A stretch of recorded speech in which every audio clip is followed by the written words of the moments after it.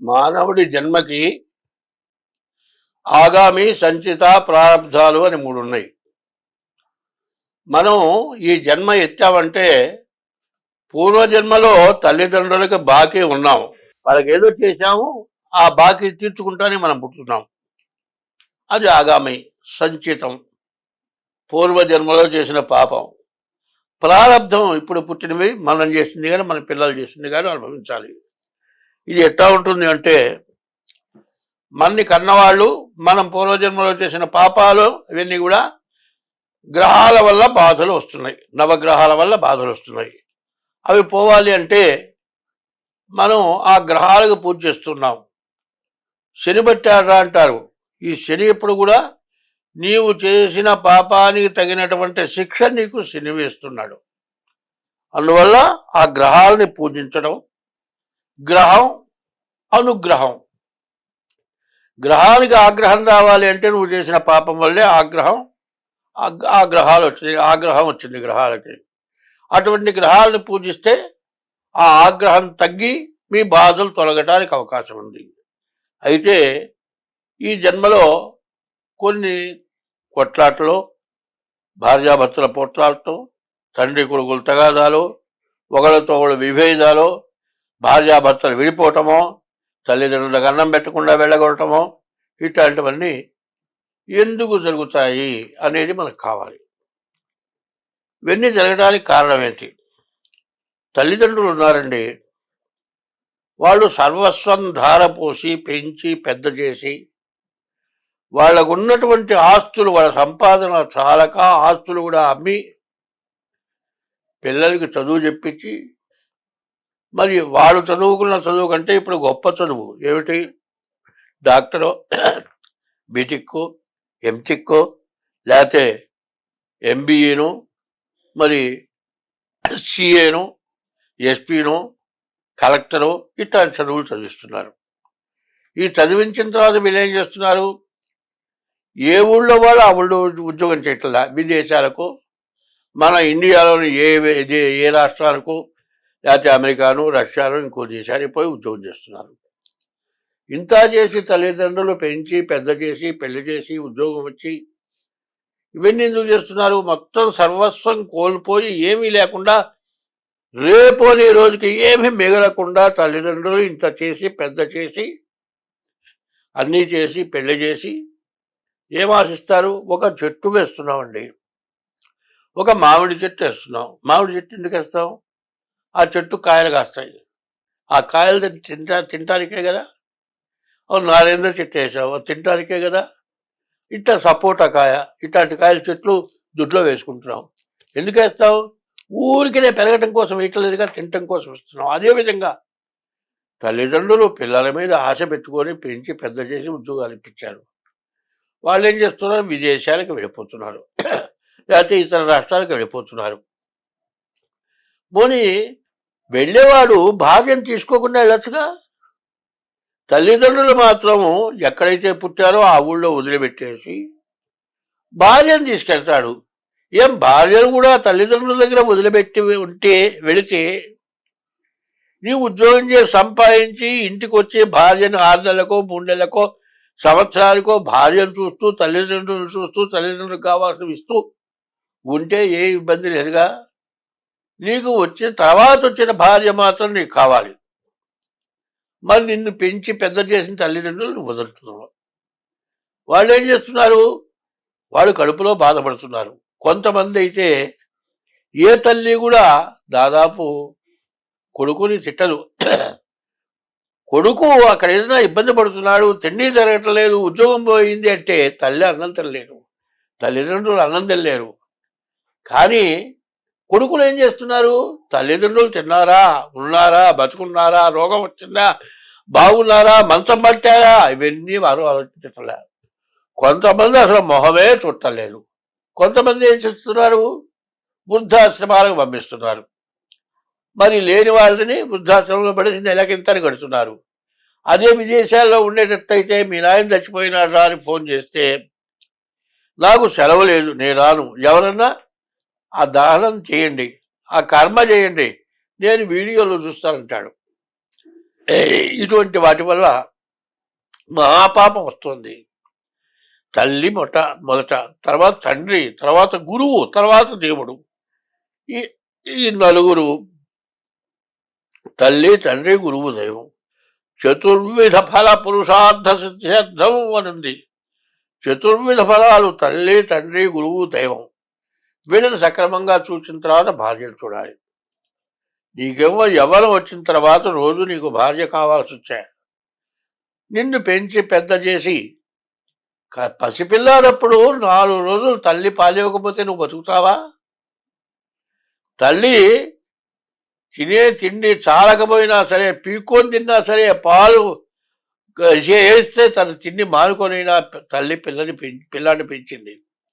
అటువంటి కొడుకు తల్లిదండ్రులు చుట్టలే. సరే, అది వదిలేసేయండి.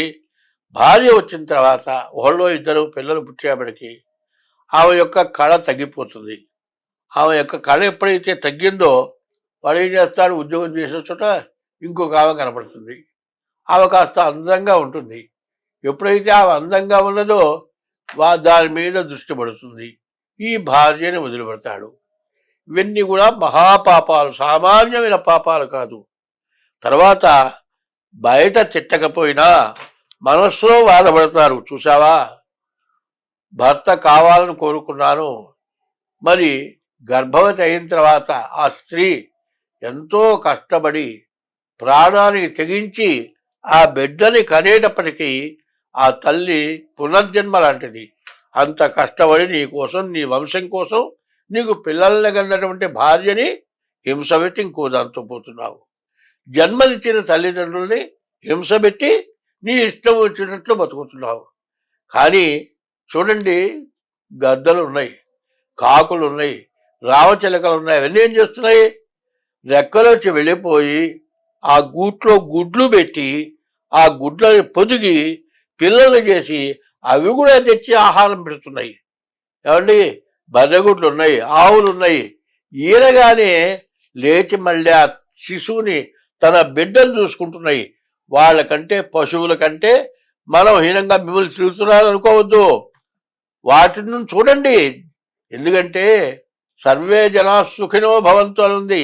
సర్వ జీవరాశులు కూడా తన బిడ్డను చూసుకుంటున్నాయి. మరి అటువంటి బిడ్డ ఏమవుతుంది?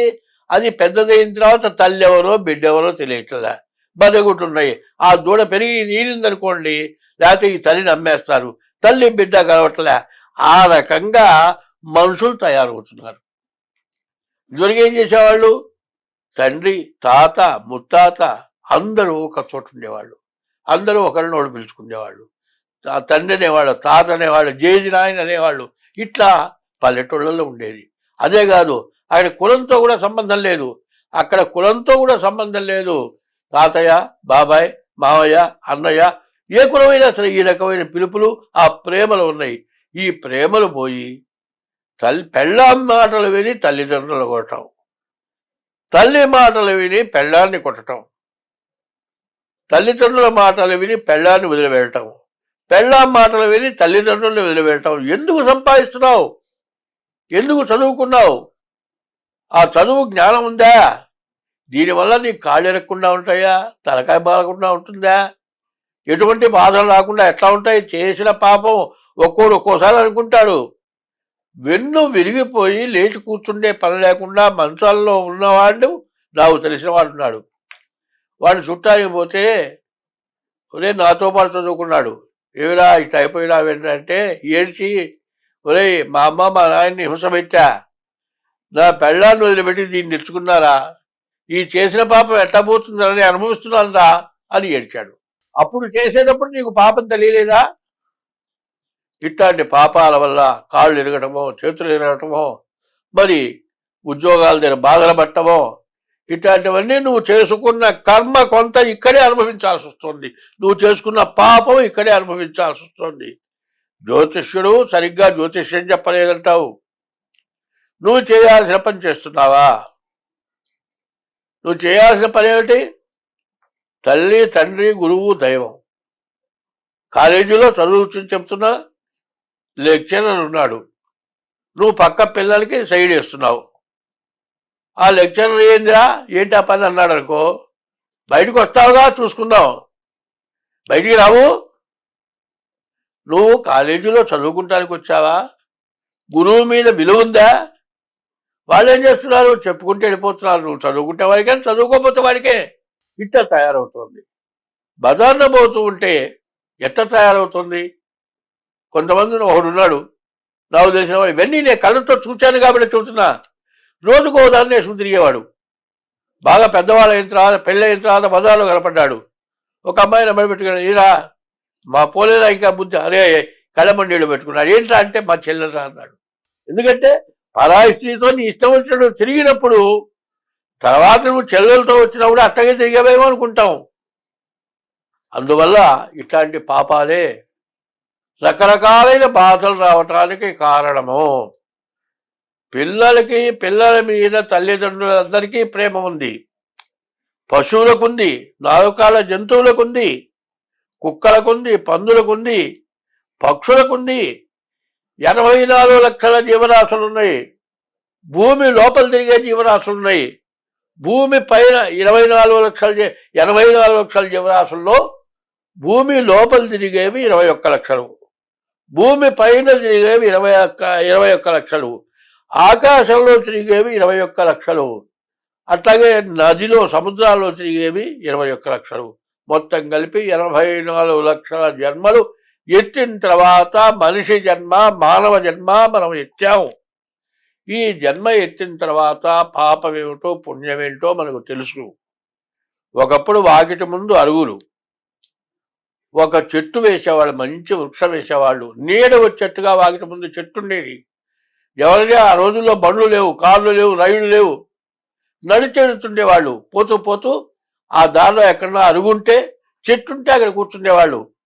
ఎవడైనా అన్నం తింటానికి ఇంటి వాళ్ళు పోతూ బయటికి చూసి ఏమైనా ఎక్కడికి పోతున్నావు ఏమిటి అని అడిగేవాళ్ళు. బలాలతోటి పోతున్నావు, అన్నం తిన్నావా, తినలేదు, రా అన్నం తిని అన్నం పెట్టేవాళ్ళు.